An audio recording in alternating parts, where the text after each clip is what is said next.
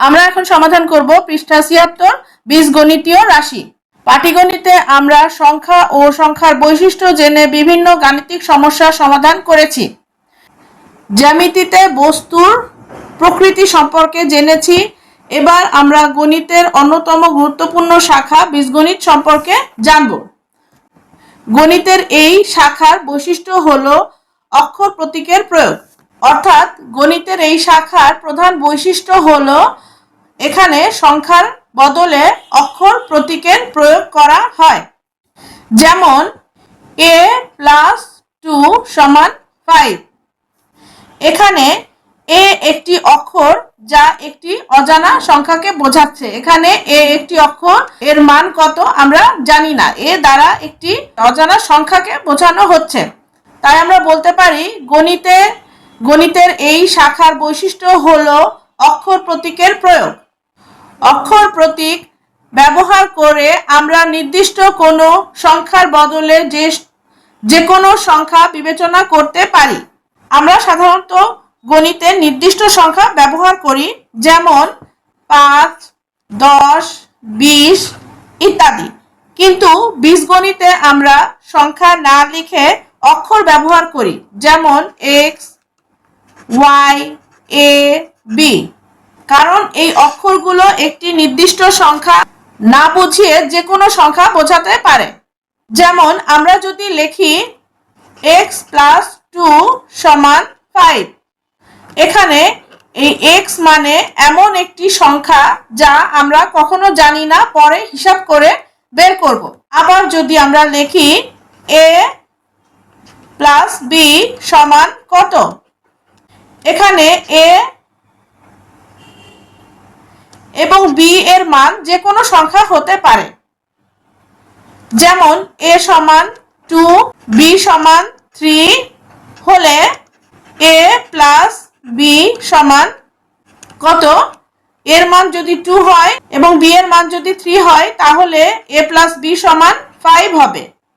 অর্থাৎ এই অক্ষর ব্যবহার করে আমরা একসাথে অনেক সম্ভাব্য সংখ্যার কথা ভাবতে পারি। যেমন a = 2 হতে পারে, a = 3 হতে পারে, a = 4 হতে পারে, বা b আমরা এখানে 3 ধরেছি কিন্তু b = 4 হতে পারে, 5 হতে পারে।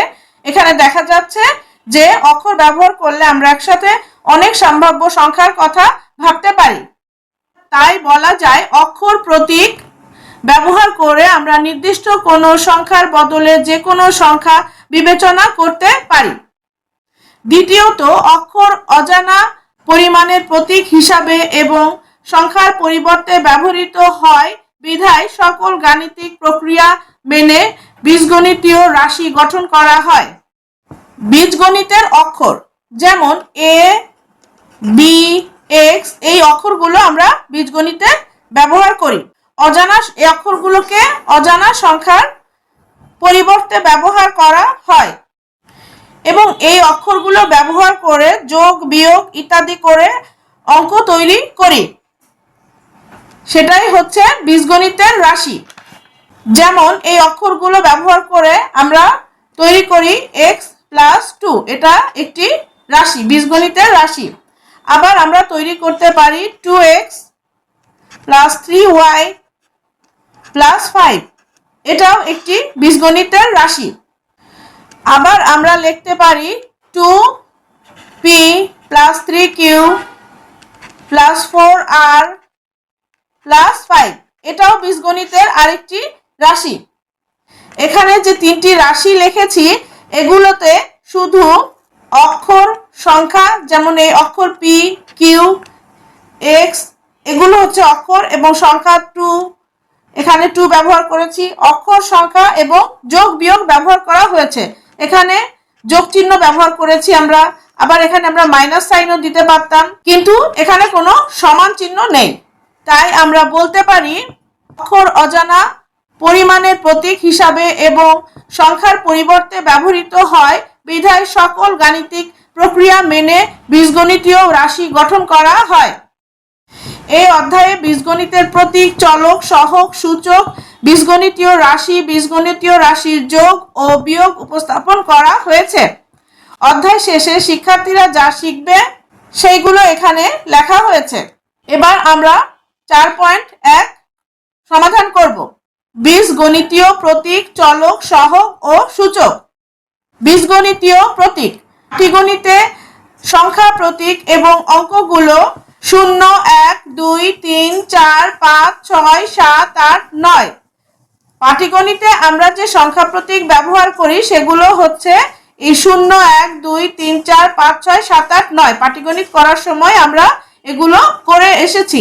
বীজগণিতে ব্যবহৃত সংখ্যা, প্রতীক বা অঙ্কগুলো হচ্ছে 0, 1, 2, 3, 4, 5, 6, 7, 8, 9। আমরা দেখতে পাচ্ছি যে পাটিগণিতে আমরা যে সংখ্যা প্রতীকগুলো ব্যবহার করেছি সেগুলো 0, 1, 2, 3 এগুলো আমরা বাংলায় লিখেছি, কিন্তু বীজগণিতে আমরা লিখেছি 0, 1, 2, 3, 4 এই সংখ্যা প্রতীকগুলো ব্যবহার করি।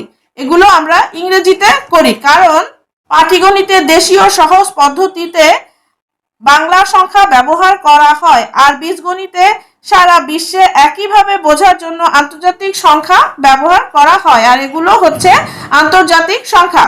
এসব সংখ্যা প্রতীক দ্বারা যে কোনো সংখ্যা লেখা যায়। এই যে এই সংখ্যা প্রতীকগুলো দ্বারা যে কোনো সংখ্যা লেখা যায়। যেমন এখানে 1 এবং 2 দিয়ে আমরা লিখতে পারি 12। আবার আমরা 3, 0 এবং 5 একসাথে লিখতে পারি 305, 305। এজন্যই এই লাইনটি লেখা হয়েছে। এসব সংখ্যা প্রতীক দ্বারা যে কোনো সংখ্যা লেখা যায়। তবে বীজগণিতে সংখ্যা প্রতীকের সাথে অক্ষর প্রতীকের ব্যবহার করা হয়।